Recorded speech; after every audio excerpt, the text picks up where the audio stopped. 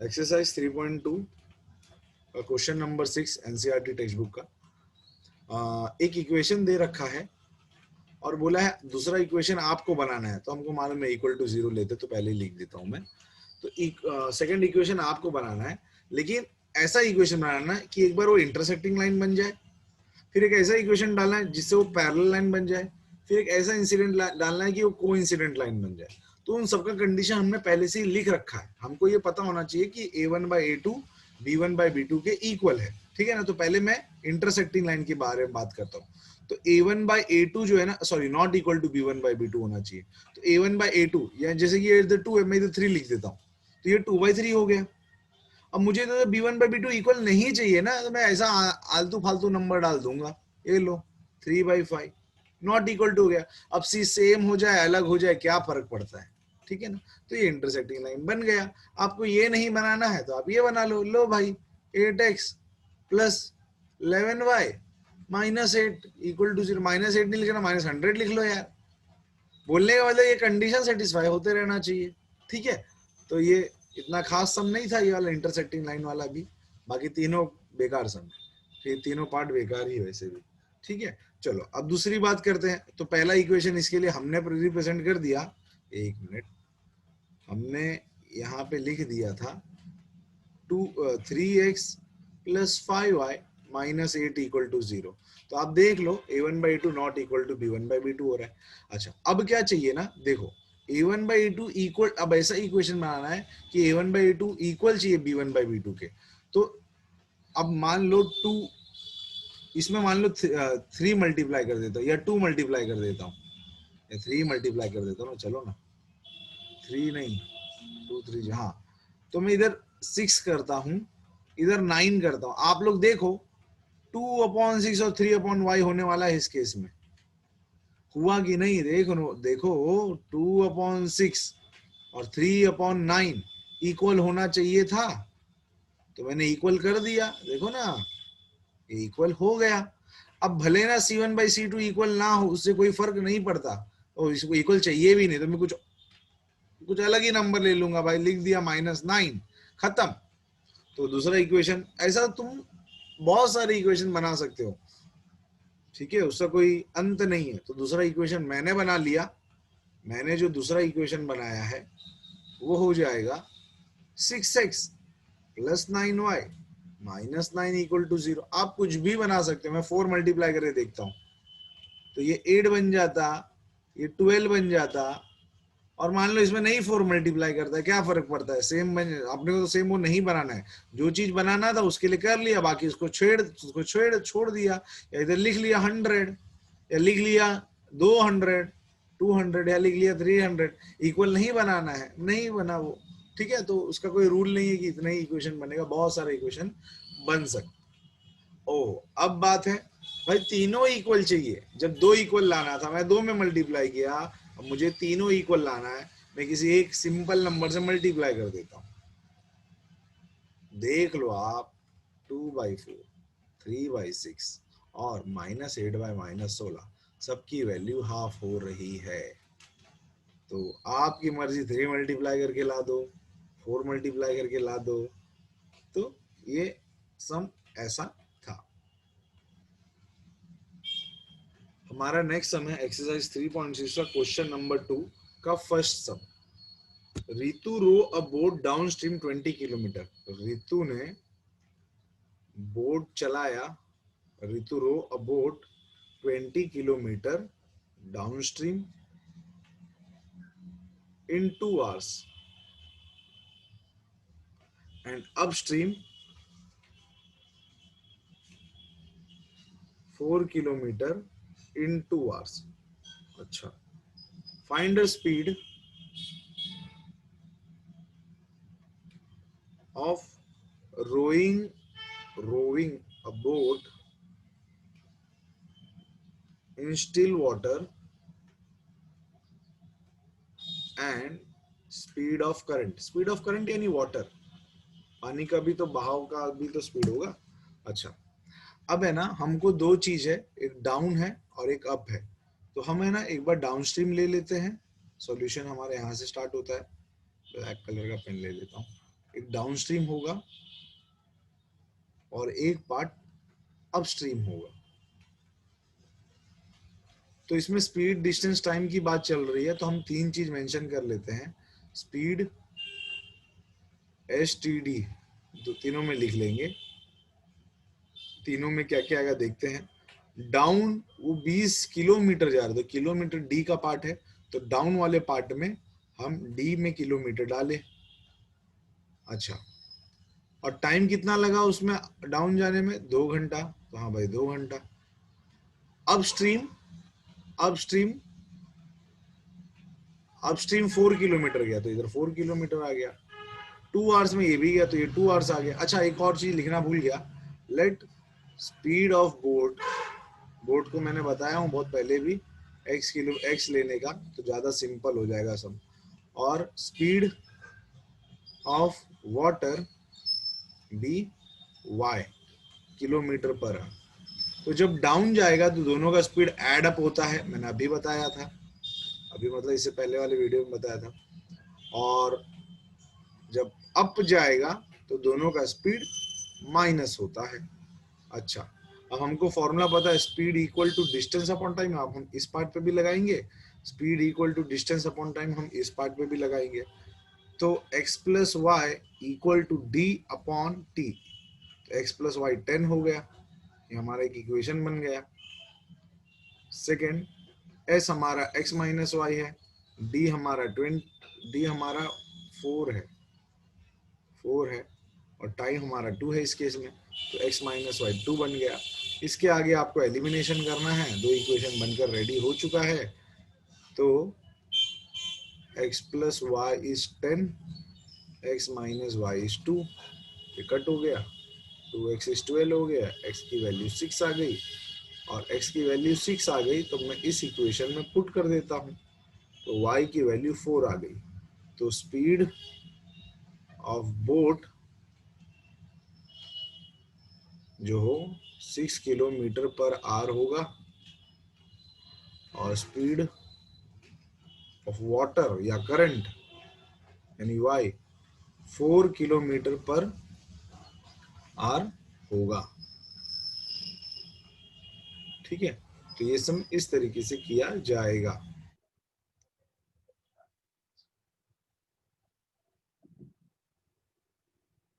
NC NCERT text book class 10 exercise 3.6 question number 2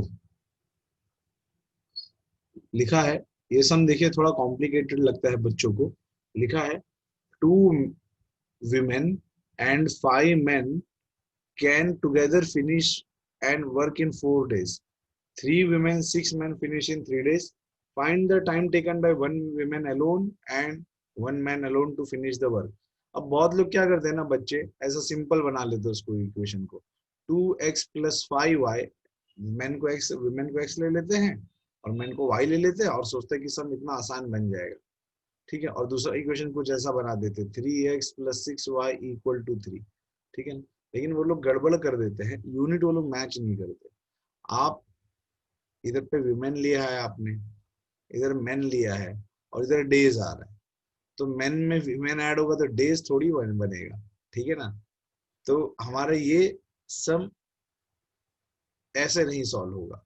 ठीक है ना, बच्चे ये गड़बड़ कर देते, ये ऐसा नहीं लिखना, आपको ना सबको समझना है पहले। तो देखिए ये ऐसा है कुछ कि मान लो विमेन है और मेन है, मेन की बात करता हूं, तो दो विमेन मिलकर और 5 मेन मिलकर, 2 विमेन और 5 मेन मिलकर एक काम को, एम्ब्रॉयडरी के वर्क को, एक वर्क दिया गया है, वो लोगों को एक वर्क दिया है, टास्क दिया गया है, तो वो लोग एम्ब्रॉयडरी कर रहे हैं और इसको खत्म करने में 4 दिन लगा रहे हैं। तो ये कोई काम दिया है, ये ना वर्क है, काम है हमारा ये वाला पार्ट। तो दोनों लोग मिलकर 4 दिन लगा रहे हैं। तो एक विमेन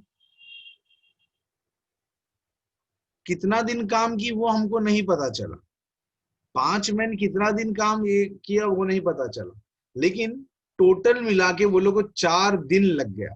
हो सकता है 2 विमेन का काम अगर एक साथ निकालूं, 2 विमेन का काम अगर एक साथ निकालूं तो हो सकता है इन दोनों को 3 दिन लग गया हो और 5 मैन को एक ही दिन लगा हो, ऐसा भी हो सकता है। या 2 विमेन ने 2 दिन में काम किया थोड़ा बहुत, और 5 विमेन ने 2 दिन में काम करके, 5 मैन ने 2 दिन में काम करके 4 दिन काम किया, 4 दिन में ये पूरा वर्क खत्म किया। तो हम क्या करेंगे ना, कुछ सम ऐसा करेंगे, एक विमेन एक दिन में, ऐसा नहीं, विमेन की बात चल रही है तो इधर पे है ना, इधर पे मैं क्या करता हूँ, ये विमेन हटाता हूँ, एक विमेन ऊपर लिख देता हूँ। एक विमेन की बात चल रही है, एक मैन की बात चल रही है, लास्ट में 1 विमेन का पूछा है और 1 मैन का एक दिन का काम करने का पूछा है, ठीक है ना। तो एक विमेन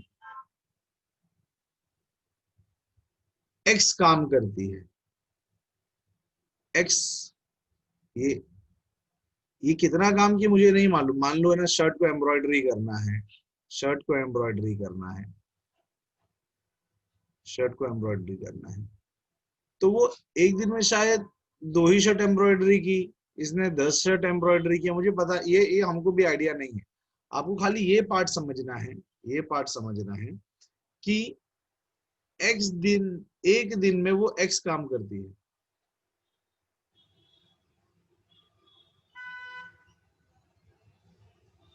एक्स दिन में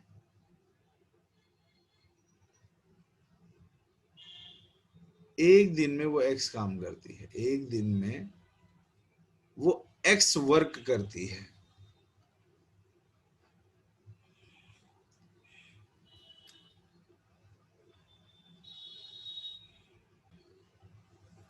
चीजों को थोड़ा और बारीकी से समझते हैं। मान लो विमेन ने है ना एक्स दिन में एक काम किया, जैसे कि मैं ऐसा लिख देता हूं, पहले तो विमेन लिख लेता हूं और यहां मैन लिख लेता हूं। मान लो विमेन को एक्स दिन लग गया एक काम करने को, एक वर्क करने को, और मैन को वाई दिन लग गया, वाई डेज लग गया एक वर्क करने को, ठीक है। तो एक दिन में विमेन के एंड पर 1/x वर्क हुआ, ठीक है, और एक दिन में मेन के एंड से 1/y वर्क हुआ, और पूरा काम 4 दिन में खत्म होता है। तो टोटल वर्क जो है, एक पूरा वर्क,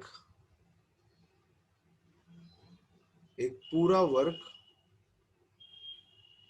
4 डेज में वर्क खत्म हो रहा है। तो एक दिन में हमारा कितना वर्क खत्म हो गया, 1/4 वर्क। तो आप अब थोड़ा लॉजिकल होके और समझोगे, तो एक विमेन ने, एक विमेन की बात चल रही थी, एक विमेन ने एक दिन में 1/x वर्क किया, तो 2 विमेन ने कितना वर्क करेगी, 2 विमेन 2/x वर्क करेगी। फिर एक मैन की बात यहां चल रही थी, एक मैन ने y दिन में वर्क 1 वर्क खत्म करता है, तो 1 डेज में 1/y वर्क खत्म कर दिया। तो एक मैन ने 1/y वर्क खत्म किया, तो 5 मैन 5/y वर्क खत्म करेंगे। अच्छा, एक दिन में टोटल कितने वर्क खत्म हो गए, 1/4 वर्क। तो आप बात समझो, यहां भी वर्क आया 2/x वर्क, यहां भी वर्क आया, और 1/4 का भी यूनिट वर्क हो गया। तो वैसे ही आप लोगों का दूसरा इक्वेशन भी कुछ ऐसे ही बनेगा, ये बन जाएगा 3/x plus 6/y equal to 1/3, 1/3। तो चीजें कुछ इस प्रकार है, और ये इक्वेशन फाइनली हमारा फ्रेम होता है। तो चीजें कुछ इस तरीके से, इस तरीके से, इस तरीके से और इस तरीके से चल रही थी, ठीक है। मैं उम्मीद करता हूँ थोड़ा बहुत समझा पाया आप लोगों को। और फिर हम थोड़ा स्टेटमेंट वाइज लिखते हैं कि कैसे लिखा जाएगा सम को। तो स्टेटमेंट हमको कुछ ऐसा लिखना है, let number of days taken by women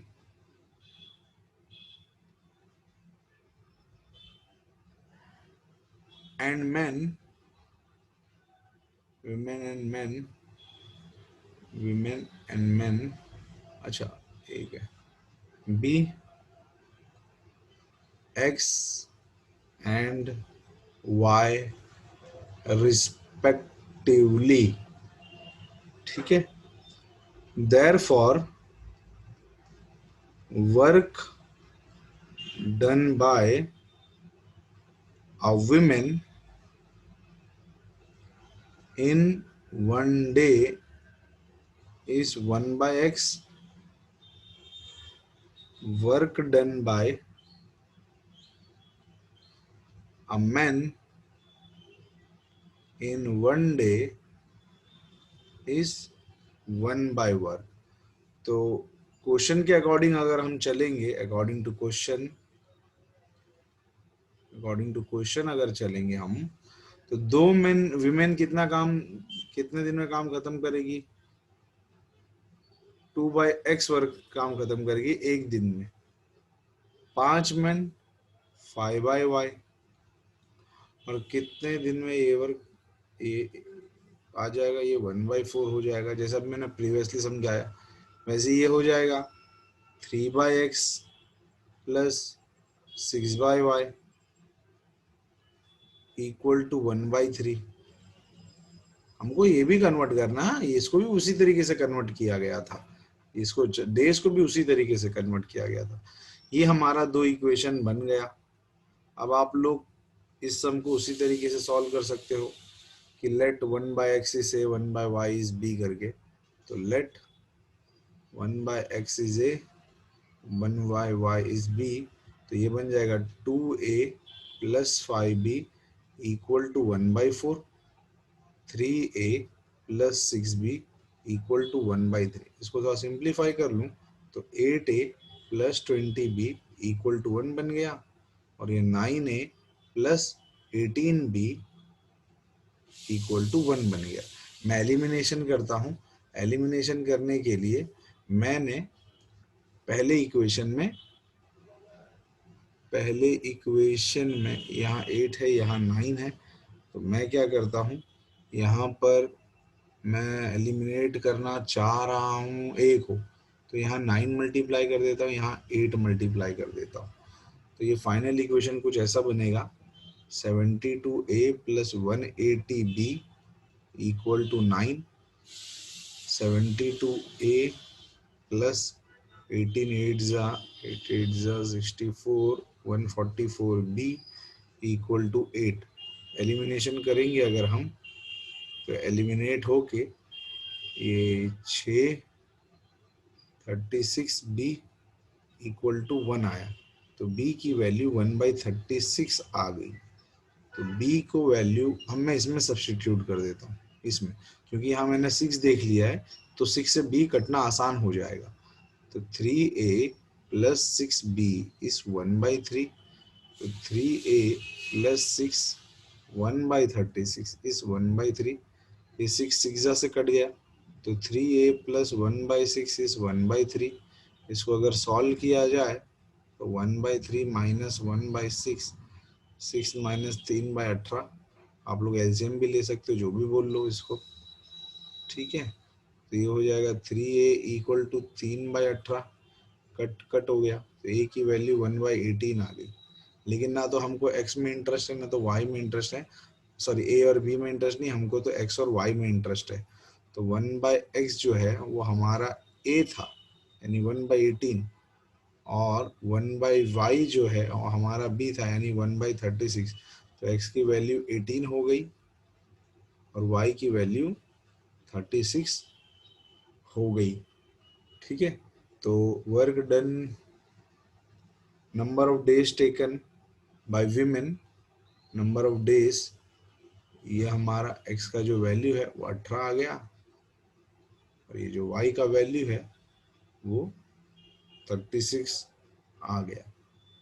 तो इस तरीके से ये सम खत्म होता है। उम्मीद करता हूँ आपको इतना समझ में आया। NCERT textbook exercise 3.6 question number second का थर्ड सम ये है, रूही ट्रेवल्स 300 किलोमीटर to her home partly by train and partly by bus. इसका मतलब रूही जो है वो अपने घर तक ट्रैवल करती है। मान लो कि वो ऑफिस से अपने घर तक ट्रैवल कर रही है, इधर बना लेते हैं। मान लो कि वो ऑफिस से अपने घर जा रही है, तो कुछ पार्टली बाय ट्रेन, कुछ दूर तक वो ट्रेन से सफर करती है, कुछ दूर तक वो ट्रेन से सफर करती है, और पार्टली बाय बस, और बाकी बचा हुआ रास्ता वो बस से ट्रैवल करती है।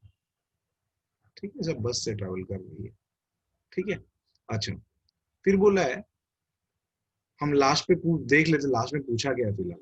Find the speed of train and बस सेपरेटली। तो हम पहले से मेंशन कर रखते हैं कि किस चीज की जरूरत है। Let speed of train be x kilometre per hour and speed of bus be y kilometre per hour. फिर हम सम पर आते हैं वापस से। तो इसका काम तो हो गया भाई, इसका मतलब तो हम समझ गए। अब आगे आते हैं। She takes 4 hour if she travel 60 kilometre by train. अच्छा, अभी एंड रिमेनिंग बाय बस। अच्छा, तो हम लोग ट्रेन और बस को सेपरेट कर लेते हैं पहले। ट्रेन और बस को सेपरेट कर लेते हैं। तीन चीज आने वाला है, स्पीड डिस्टेंस टाइम का पार्ट है, इसलिए स्पीड डिस्टेंस और टाइम हम निकाल के रखते हैं। शी टेक्स 4 आवर, उसको 4 घंटे लगते हैं।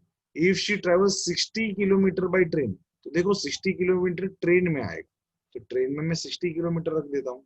अच्छा, बहुत लोगों को लग रहा है ये 4 घंटा भी ट्रेन में आएगा, लेकिन आप पूरा स्टेटमेंट पढ़ोगे तो समझ में आएगा उसको 4 घंटा खाली ट्रेन में नहीं लग रहा है, ट्रेन और बस मिलाकर लग रहा है। ठीक है, तो एंड रिमेनिंग बाय बस, और जो बाकी किलोमीटर है वो बस से ट्रेवल करती है। तो अगर यहाँ ऑफिस से लेके घर तक 300 किलोमीटर होना है, ऑफिस से लेके घर तक, होम तक 300 किलोमीटर अगर होता है, तो अगर वो ट्रेन से ट्रेन से 60 किलोमीटर, सॉरी हाँ 60 किलोमीटर ट्रेवल करेगी, तो सीधी सी बात है, बचा जो डिस्टेंस है वो 240 किलोमीटर है, उसको बस से ही ट्रेवल करना पड़ेगा। ठीक है, तो बस में डिस्टेंस 300 माइनस 60 करके 240 किलोमीटर आ जाएगा। अच्छा, ट्रेन का स्पीड तो हमने x लिया था, बस का स्पीड तो हमने y ले लिया है। अच्छा, अब time, speed distance upon time होता है, तो टाइम हो गया डिस्टेंस अपॉन स्पीड, इसमें भी हो गया टाइम डिस्टेंस अपॉन स्पीड। तो डिस्टेंस हमारा 60 अपॉन x, और इसका डिस्टेंस हो जाएगा 240 अपॉन y। अच्छा, ये टाइम 1 है, ये टाइम 2 है, तो बस और ट्रेन मिलाकर उसको टाइम 4 घंटा लगा है। तो T1 plus T2 equal to 4, यानी 60 upon x plus 240 upon y equal to 4। ये हमारा पहला इक्वेशन फ्रेम हो गया। अच्छा, अब दूसरे इक्वेशन पे चलते हैं। अच्छा, अब हमारा दूसरा पार्ट है, if she travel 100 kilometre by train, यानी अब वो ऑफिस से घर तक, ऑफिस से होम तक, आज भी डिस्टेंस 300 किलोमीटर ही है, 300 किलोमीटर ही है। अब वो बोल रही 100 किलोमीटर ट्रेन से चलेगी, वो ट्रेन से वो 100 किलोमीटर जाने वाली है, तो बाकी जो बचा डिस्टेंस बचा वो बस से ट्रेवल करेगी, वो 200 किलोमीटर ही बचेगा। ठीक है, शी टेक्स 10 मिनट लॉन्गर। अच्छा, 10 मिनट नहीं, 10 मिनट ज्यादा लगेगा, यानी पहले में अगर 4 घंटा लग रहा था, तो ऐसे अब जाएगी ना, तो उसको 4 घंटा प्लस 10 मिनट और लगेगा। सम कुछ ऐसा डिमांड कर रहा है। ठीक है, तो चलो सम को और बेहतर तरीके से करते हैं। फिर से हम पार्टीशन कर लेते हैं ट्रेन और बस का। तीन चीज फिर से आना है, स्पीड डिस्टेंस टाइम। स्पीड हमने ट्रेन का x ले लिया है, इसका y ले लिया है। डिस्टेंस ट्रेन का इस केस में हमारा 100 किलोमीटर चला है, 100 किलोमीटर, ये किलोमीटर पर आवर आएगा, किलोमीटर पर आवर, ठीक है। अच्छा इधर पे डिस्टेंस, यहाँ पे भी किलोमीटर पर आवर ही आने वाला है, मिस कर गया था। अच्छा इधर पे डिस्टेंस तो बच गया भाई 300 माइनस 100 करके ये 200 आया, ठीक है। अच्छा टाइम हमको मालूम है भाई डिस्टेंस अपॉन स्पीड होता है, इसका भी टाइम डिस्टेंस अपॉन स्पीड होता है। टाइम 1 हो गया, ये टाइम 2 हो गया। तो टाइम 1 अगर आप देखोगे तो 100 अपॉन एक्स हो जाएगा, और टाइम 2 अगर आप देखोगे तो 200 अपॉन वाई हो जाएगा। अब मुझे मालूम है टाइम 1 प्लस टाइम 2 जो है वो 4 घंटा और 10 मिनट लगा, लेकिन आधा यूनिट आर में है, आधा यूनिट मिनट में। तो आपको है ना इस मिनट को आर में कन्वर्ट करना पड़ेगा, क्योंकि यहाँ पे भी आर का यूनिट आएगा, यहाँ पे भी आर का यूनिट आएगा।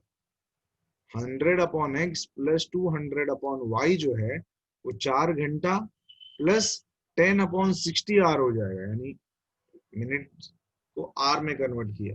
तो 100 upon X plus 200 upon Y is 4 plus 1/6, यानी हमारा जो दूसरा इक्वेशन बनेगा वो ये बन जाएगा 25/6। हमारा जो दो इक्वेशन है वो दोनों ये रहा। इसके बाद हम इसको सब्स्टिट्यूशन या एलिमिनेशन से सॉल्व करेंगे। तो please pause the video to note it down.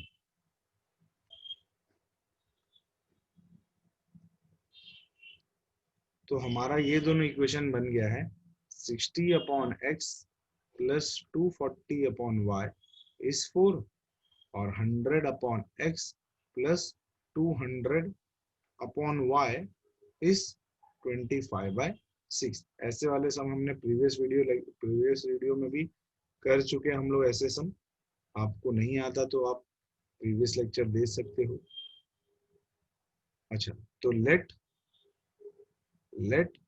1 upon X is A, 1 upon Y is B.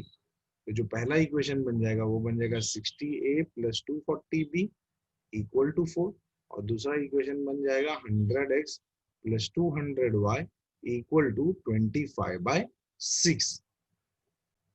इसको थोड़ा सिंपल बना लूं इस इक्वेशन को, तो 6 इधर मल्टीप्लाई हो जाएगा 600x plus 1200y equal to 25। तो दो फाइनल सॉरी ए आएगा, इधर ए आएगा, ए और बी आएगा।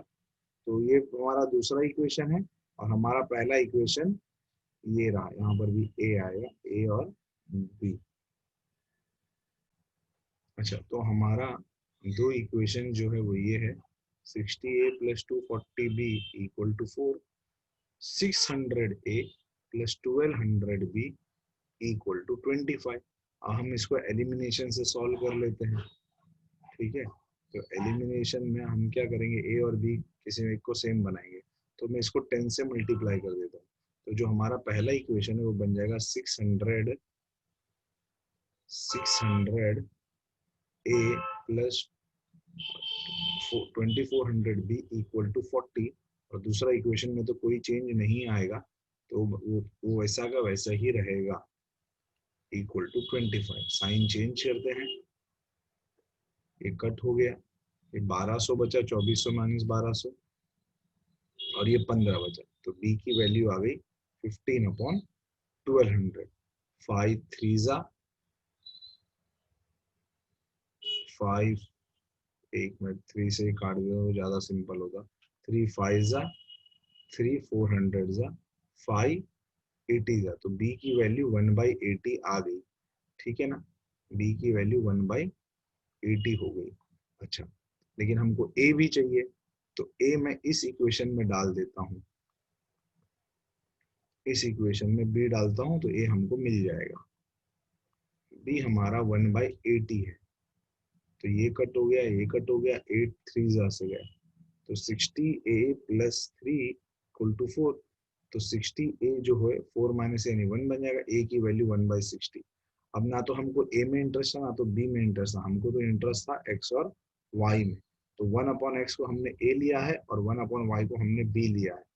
तो 1 अपॉन x जो a है और 1 अपॉन y जो b है, तो कुछ ऐसा बन जाएगा 1 upon X is 1/60, 1/y is 1/80। तो x की वैल्यू 60 आ गई और y की वैल्यू 80 आ गई। तो हमने ट्रेन को x कंसीडर किया था और बस को हमने y कंसीडर किया था। तो speed of train is 60 kilometre per our, speed of बस इज 80 किलोमीटर पर आवर। तो यहाँ पे भाई ट्रेन से ज्यादा स्पीड बस चल रहा है।